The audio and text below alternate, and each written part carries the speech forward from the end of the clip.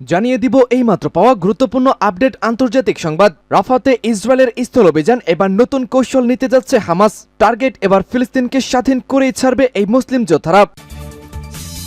জানাবো ইসরায়েলের বিরুদ্ধে ভয়ঙ্কর অভিযোগের সত্যতা পেয়েছে যুক্তরাষ্ট্র। এই প্রথমবারের মতো এই ইহুদিদের বিরুদ্ধেই কড়া হুঁশিয়ারি জারি করলেন বাইডেন। চরমভাবে গর্জে উঠেছে হামাস, এবার তীব্র প্রতিরোধে 4 ইসরায়েলি সৈন্য নিহত। থাকছে ইসরায়েল বিরোধী বিক্ষোভে উত্তাল যুক্তরাজ্যের অক্সফোর্ড ও কেমব্রিজ বিশ্ববিদ্যালয়। জানাবো রাশিয়ার হামলা ঠেকাতে আরও অস্ত্র চাইলেন জেলেনস্কি। এদিকে ভারতে পা রেখে সীমান্ত সংঘাত নিয়ে নতুন সতর্কবার্তা চীনা রাষ্ট্রদূতের। সর্বশেষ জানিয়ে দিব ইরানের স্থায়ী প্রতিনিধি আরাভানির মন্তব্য, জাতিসংঘে ফিলিস্তিনের পূর্ণ সদস্য পদ পাওয়ার প্রস্তাবকে স্বাগত জানাচ্ছে ইরান। দর্শক শুনছিলেন সংবাদ শিরোনাম, এবারে থাকছে বিস্তারিত। তার আগে আমাদের ভিডিওটিতে একটি লাইক দিন এবং সংবাদটি কোন জেলা থেকে শুনছেন এবং দেখছেন কমেন্ট বক্সে লিখে জানান। আমাদের চ্যানেলটি সাবস্ক্রাইব করুন এবং পরবর্তী আপডেট সবার আগে পেতে আমাদের সাথেই জুড়ে থাকুন।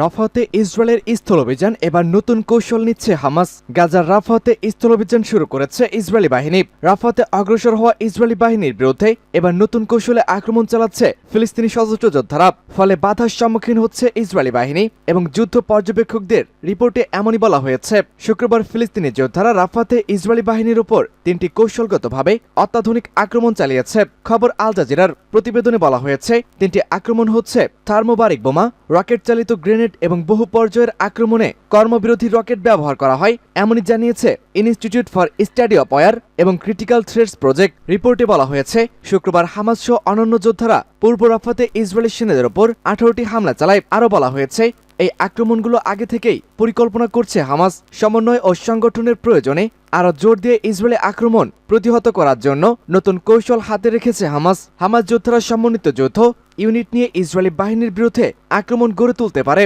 উল্লেখ্য, গত 7 অক্টোবর হামাসের নজিরবিহীন অন্তঃসীমান্ত হামলার পর থেকে ইসরায়েল গাজা উপত্যকায় অবিরাম বিমান ও স্থল হামলা চালিয়ে যাচ্ছে। ইসরায়েলি এই হামলায় হাসপাতাল, স্কুল, শরণার্থী শিবির, মসজিদ, গির্জা সহ হাজার হাজার ভবন ক্ষতিগ্রস্ত বা ধ্বংস হয়ে গেছে। ইসরায়েলের বিরুদ্ধে এবার ভয়ঙ্কর অভিযোগের সত্যতা পেয়েছে যুক্তরাষ্ট্র। গাজায় যুদ্ধ শুরু হওয়ার পর থেকেই একের পর এক দেশ ইসরায়েলের বিরুদ্ধে আন্তর্জাতিক মানবিক আইন লঙ্ঘনের অভিযোগ তুলেছে। এমনকি দেশটির বিরুদ্ধে জাতিসংঘের সর্বোচ্চ আদালত আইসিসিতে গণহত্যা মামলা দায়ের করা হয়েছে। এত কিছুর পরও ইসরায়েলকে অন্ধের মতো সহায়তা দিয়ে আসছে মার্কিন প্রেসিডেন্ট জো বাইডেন প্রশাসন। তবে বিগত কয়েক মাসে রাফায় ইসরায়েলি স্থল হামলাকে ঘিরে যুক্তরাষ্ট্রের সঙ্গে টানাপোড়েন চলছে ইসরায়েলের। এমন পরিস্থিতিতে গাজা উপত্যকায় সামরিক অভিযানে মার্কিন অস্ত্র ব্যবহারের সময় ইসরায়েল আন্তর্জাতিক মানবিক আইন লঙ্ঘন করতে পারে বলে জানিয়েছে বাইডেন প্রশাসন। যুদ্ধ শুরু হওয়ার পর এবারই প্রথমবারের মতো ইসরায়েলের এত কঠোর সমালোচনা করল তেল আবিবের প্রধান মিত্র আমেরিকা।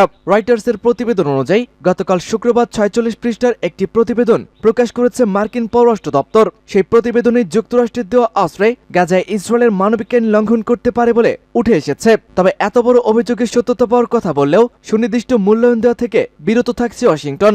গাজার কোন কোন এলাকায় এসব অস্ত্র ব্যবহারের মাধ্যমে ইসরায়েল মানবিক আইন লঙ্ঘন করেছে সে সম্পর্কে সুনির্দিষ্ট কোনো উদাহরণের কথা সামনে আনেনি যুক্তরাষ্ট্র। হামাসের তীব্র প্রতিরোধ, 4 ইসরায়েলি সেনা নিহত। গাজা ভিত্তিক ফিলিস্তিনি প্রতিরোধ আন্দোলন হামাস শুক্রবার রাফা ও গাজা সিটিতে প্রতিরোধ জোরদার করেছে। অন্তত 4 ইসরায়েলি সেনাকে হত্যা করা হয়েছে, আরো কয়েকজনকে আহতও করা হয়েছে। হামাসের সামরিক শাখা আল কাসাম ব্রিগেড যুক্তরাষ্ট্রের সর্বশেষ তথ্যও জানিয়েছে তারা ইসরায়েলি সৈন্যদের উপর গুপ্ত হামলা চালিয়েছে। তারা অ্যান্ট আর্মার ক্ষেপণাস্ত্র এবং বেশ কয়েকটি স্বল্প পাল্লার রকেট দিয়ে তাদের উপরে হামলা চালানোর কথা জানায়। ইসরায়েল ও গাজা উপত্যকায় বিভিন্ন স্থানে হামলা জোরদার করেছে। ফিলিস্তিনি প্রতিবেদন অনুযায়ী ইসরায়েলি বাহিনী উত্তরে বেইত লাহিয়া, মধ্য এলাকার গাজা সিটি, মাগাজি উদ্বাস্তু শিবির এবং আল মুগরাকা, খান ইউনিসের অবস্থান এবং রাফায় হামলা চালিয়েছে। ইসরায়েলি হামলায় বেশ কয়েকজন ফিলিস্তিনি আহত হয়েছেন। তবে গাজার স্বাস্থ্য মন্ত্রণালয় এখনও হালনাগাদ তথ্য প্রকাশ করেনি। কাসাম ব্রিগেড জানিয়েছে তারা রাফায় জটিল এবং যুগপর হামলা চালিয়ে বেশ কয়েকজন ইসরায়েলি সৈন্যকে হতাহত করেছে। এবার ইসরায়েল বিরোধী বিক্ষোভে উত্তাল যুক্তরাষ্ট্রের অক্সফোর্ড ও কেমব্রিজ বিশ্ববিদ্যালয়। এবার ইসরায়েল বিরোধী বিক্ষোভে উত্তাল হয়ে উঠেছে যুক্তরাজ্যের খ্যাতনামা অক্সফোর্ড ও কেমব্রিজ বিশ্ববিদ্যালয়। ফিলিস্তিনের গাজায় ইসরায়েলি আগ্রাসন বন্ধের দাবিতে বিক্ষোভে নেমেছে এই দুই বিশ্ববিদ্যালয়ের শিক্ষার্থীরা। তারা ক্যাম্পাসে তাঁবু টানিয়ে বিক্ষোভ করেছেন। শিক্ষার্থীদের বিক্ষোভের মুখে ইসরায়েলের সঙ্গে সম্পর্ক ছিন্ন করার ঘোষণা দিয়েছে ইউরোপের একটি বিশ্ববিদ্যালয় কর্তৃপক্ষ। বিক্ষোভরত শিক্ষার্থীদের দাবিগুলোর মধ্যে অন্যতম এটি। স্থানীয় সময় গত বুধবার লন্ডনের অক্সফোর্ড বিশ্ববিদ্যালয় বিশ্ববিদ্যালয়ের বিক্ষোভ শুরু করেছে প্রায় কয়েকশো শিক্ষার্থী। বিক্ষোভরত শিক্ষার্থীদের পক্ষ থেকে বিশ্ববিদ্যালয় কর্তৃপক্ষের কাছে একগুচ্ছ দাবি উত্থাপন করা হয়। ইসরায়েলকে সব ধরনের অর্থায়ন বন্ধ, ইসরায়েলের সঙ্গে সম্পর্ক ছিন্ন, বিশ্ববিদ্যালয় বিনিয়োগ নীতি সংস্কার, ইসরায়েলকে বর্জন, গাজায় শিক্ষা প্রতিষ্ঠান পুনর্নির্মাণ সহ এতে বেশ কিছু দাবি রয়েছে। অক্সফোর্ডের মিউজিয়াম অব ন্যাচারাল হিস্টোরি ও কেমব্রিজের কিডস কলেজের সামনে তাঁবুটা নিয়ে বিক্ষোভ করেছেন শিক্ষার্থীরা। গাজায় গণহত্যা থামাও, ইসরায়েলকে সহযোগিতা বন্ধ করো এমন স্লোগান সম্মিলিত প্ল্যাকার্ড ও ফিলিস্তিনের পতাকা দেখা গেছে শিক্ষার্থীদের হাতে। রাশিয়ার হামলাকে ঠেকিয়ে দিতে আরও অস্ত্র চাইলেন জেলেনস্কি। রাশিয়ার হামলা ঠেকাতে পশ্চিমাদের কাছে আরও অস্ত্র চেয়েছেন ইউক্রেনের প্রেসিডেন্ট ভ্লাদিমির জেলেনস্কি। তিনি বলেছেন, রুশ বাহিনীর আগ্রাসন থামানো যাবে যদি বন্ধু রাষ্ট্রগুলো অস্ত্রের সরবরাহ বাড়ায়। ইউরোপীয় পার্লামেন্ট সফররত প্রেসিডেন্ট রবার্টো মেটাসোলার এক যৌথ সংবাদ সম্মেলনে এমনই কথা বলেছেন। সূত্র রয়টার্স। বৃহস্পতিবার রাজধানী কিয়েভ এবং উন্মুক্ত বিশ্ববিদ্যালয় সম্মেলনে তিনি এমন কথা বলেছেন। জেলেনস্কি বলেন, অস্ত্র সরবরাহ বাড়ানোর জন্য আমাদের অংশীদারদের তাদের উপর চাপ প্রয়োগ করা হচ্ছে। অস্ত্র সরবরাহ বাড়ানো হলে আমরা পূর্বে ঠেকাতে পারব। কথা বলার সময় হঠাৎই বিমান হামলা সাইরেন বেজে ওঠে। এটি রুশ ক্ষেপণাস্ত্র ও ড্রোন হামলার হুমকির পূর্বাভাস, যা সারা দেশে তীব্র হয়েছে। এর ফলে কয়েক হাজার বেসামরিক মানুষ বিদ্যুৎ বিচ্ছিন্ন হয়ে পড়েছেন।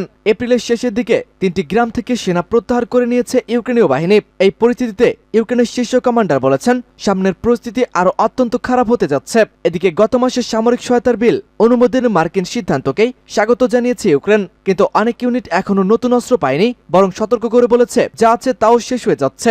ইউক্রেনের আরও সেনার প্রয়োজনীয়তা স্বীকার করে জেলেনস্কি বলেন, সৈন্যবাহিনীর অভাবে রুশ দখলকৃত শহর আভদিভকা ও পেরকোভস্কে কঠিন পরিস্থিতি তৈরি হয়েছে, যা এখনো ইউক্রেন দখল করেছে।